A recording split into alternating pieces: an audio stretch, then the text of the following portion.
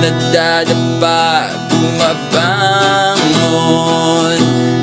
Gaya ng puno, hindi pumapalag. Ipagpatuloy nga natin yung usapan tungkol sa mga red flag na kinakailangan mo nang makipag-break sa kanya. Hindi ko na uulitin kung ano yung mga red flag na nasabi ko sa kabilang video, no? Pero yung gusto kong ipunto sa episode na ito ay ano nang gagawin mo ngayon ay na-break na, malaya ka na, mula sa isang relasyong pinadama sa'yo na hindi ka importante. O di kaya, yung feeling na binigay mo lahat, pero yung palang pagbibigay mo, humahantong sa patuloy na pagbaksak ng relationship. At yung natatanging bagay na magagawa mo para makatulong sa kanya, tapusin na. Sa iba naman, okay, ang sitwasyon nila ay sila yung tinapos ng relationship. Teka, ang ibig kong ba sabihin yung kabilang party na yung nagwakas? No, ang ibig kong sabihin na ito. Yung relationship na yung mismong tumapos sa kanila sa paraang napaniwala sila na safe sila doon. Yung napaniwala sila na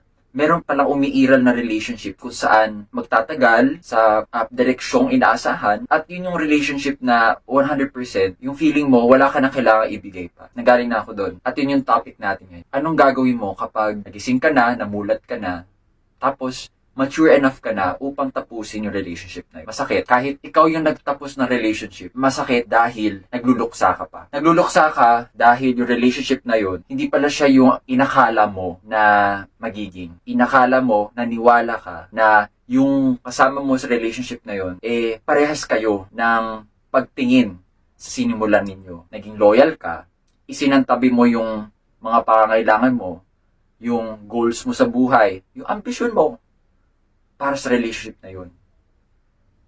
Tapos ang mangyayari lang, may gagawin yung kabilang party upang sirain yung tiwala mo, upang sirain yung, yun nga, yung pininiwalaan mong magtatagal habang buhay. Okay, so yung tunay na pagdating sa pakikipag-break, Nocturnes, hindi tao yung tinatapos natin dito. Yung tanging sinisira natin tuwing nagkikipag-break tayo, yung ilusyong merong perpektong relationship. Kahit sabihin natin tapat yung partner mo o kaibigan mo, hindi ka niya lolokohin. Pero sa ibang relationship kasi, bigla na lang nawawala. Nawawala dahil namatay sa isang trahedya o anumang klaseng sakuna. Kinukuha ng kumbaga saglit lang sa buhay mo, kinukuhaan ng buhay. Kaya ikaw, malungkot kasi akala mo makakasama mo pa siya na mas matagal. Kaya huwag tayong masyadong kumapit sa iisang relationship. Ang magandang lesson na tinuturo ng breakup, ano man yan, fallout fallout pag friendship. Sana maging aral yan na huwag tayong kumapit sa iisang tao lang. Kasi kahit gaano pa man ka-perpekto, gaano pa man kahanga-hanga yung kinakapitan mong tao, may malalaman ka sa kanya na hindi mo magugustuhan. Maaring hindi siya nagbago, yes, ganun pa rin siya. Ang totoo dun, meron ka lang bagay na hindi pa alam tungkol sa kanya at ngayon mo lang nakikita. Yung mga binitaw mong salita na hindi kita aabandonahin, hindi kita iiwan, misinformed yun, naive. Sinasabi mo lang yun kasi nakikita mo siya, kaawa-awa, vulnerable, kaya tinulungan mo. Paano kaya kung babaliktarin ka, tatraidorin ka, masasabi mo pa rin ba yung mga bagay na yun? So, sa panahon ng breakup or fallout, treat it as a wake-up call. Gaya lang yan ang pagbali ng buto. Kahit nabali, meron pa rin pag-asa ng mabuo ulit. At ano ang binubuo natin dito? Yung relasyon? Hindi natin pipiliting mabuo ang isang tinapos na o binali. Ang binubuo natin dito ay ito, Nocturnes. Hindi yung relationship dun sa nang iwan sa'yo o iniwan mo, kundi ang sa sarili mo. So sa mga susunod na series, Nocturnes, siguro panahon na para mas mag-focus tayo dun, paano mo pauunlarin yung relationship mo sa self.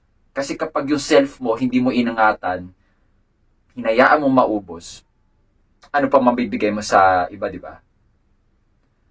Kaya, yung episode na ito, nagagaling lang talaga ako kasi sa, yun nga, fresh pa lang na fallout. Though ito, platonic na relationship. Pero, same dynamics. Yung akala mo, ito yung direksyon patutunguhan, hindi pala. Yung naniwala ka na secure yung relationship na to, may kapalit pala na hinihingi. Tapos hindi mo pala kaya ibigay yung bagay na yun. So yes, moving on is a process. Hindi ka talaga basta-basta makaka-move on sa isang broken relationship. Gayunpaman, hindi nangangahulugan na tapos ka na.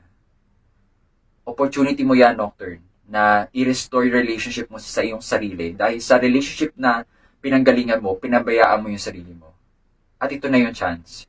Ituring mo yan na chance mo para mag-self-love ulit. So, di ko alam kung nagkaroon ba ng sense yung sinabi ko. Naging buo ba? Naunawaan? Well, nasa sa inyo na yun. Kung ilalike nyo, kung makakatulong to sa algorithm. Well, wala na akong pakialam sa algorithm. Pero mas iniisip ko ngayon kung naka-add ba to ng value sa buhay mo ngayon. Kung totoo, madali naman na mag-share ngayon. Di ba? Madali naman mag-share ngayon sa panahon ngayon. Libre naman din. Okay? So, hanggang sa susunod na episode, paritilihin ang iyong tikas. Nadadapa, bumabangon gaya ng puno, hindi pumapalag.